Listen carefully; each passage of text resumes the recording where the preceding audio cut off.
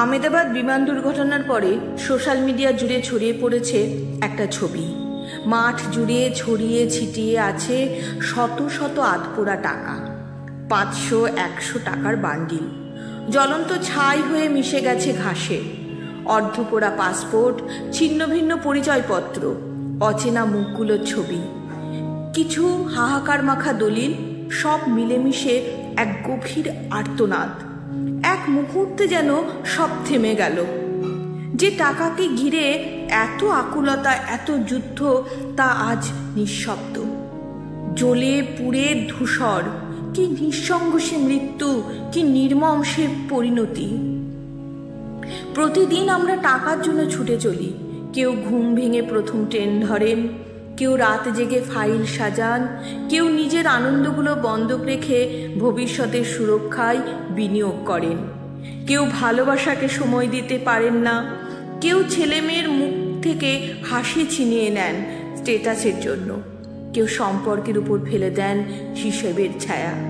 জীবনের প্রতিটি বাঁকে আমরা ভাবি আর একটু পেলে হয়তো জীবনটা পূর্ণ হবে, অথচ সেই পূর্ণতা পৌঁছানোর আগেই আমাদের থামিয়ে দেয় সময়ের গাড়ি।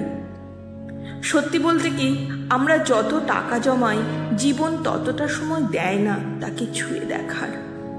কেউ যেতে পারেন না সেই পাহাড়ে যেখানে বলেছিলেন একদিন যাব।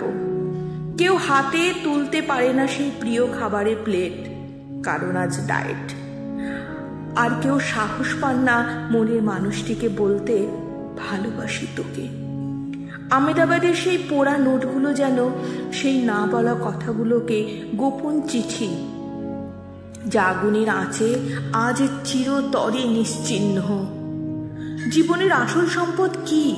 টাকা না ভালোবাসা? আইসিইউতে শুয়ে থাকা একবার মানুষ ভাবেন না আরো একটা প্রজেক্ট নিতাম, ভাবেন শেষবারের মতো যদি মায়ের মুখটা দেখতে পেতাম। টাকা দিয়ে ওষুধ কেনা যায়, জীবন নয়। টাকা দিয়ে বাড়ি কেনা যায়, ঘর নয়। টাকা দিয়ে জামা কেনা যায়, ভালোবাসা নয়। টাকার সুরক্ষা মেলে, সম্পর্ক নয়। তাই আজ এখানেই থেমে একটু নিঃশ্বাস নিন। খেয়ে ফেলুন প্রিয় খাবারটা, ভুলে যান ক্যালোরির হিসেব। ফোন করে মাকে বলুন ভালোবাসি, বাবাকেও, তুমি ছাড়া কিছু হতো না আমার। পুরনো বন্ধুকে টেক্সট করুন, তুই ছিলি বলেই পারলাম।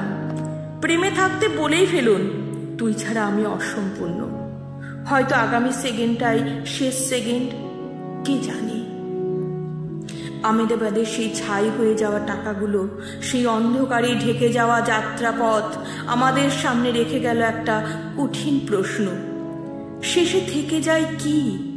টাকা নয়, মানুষ, সম্পর্ক, ভালোবাসা। তাই প্রাণ খুলে বাঁচুন, সর্বস্ব দিয়ে ভালোবাসুন। দুঃখ পেলে কেঁদে নিন, ইচ্ছে করলে হাসুন, মন চাইলে জড়িয়ে ধরুন প্রিয় মানুষটাকে। কারণ মৃত্যু তো আর খবর দিয়ে আসে না।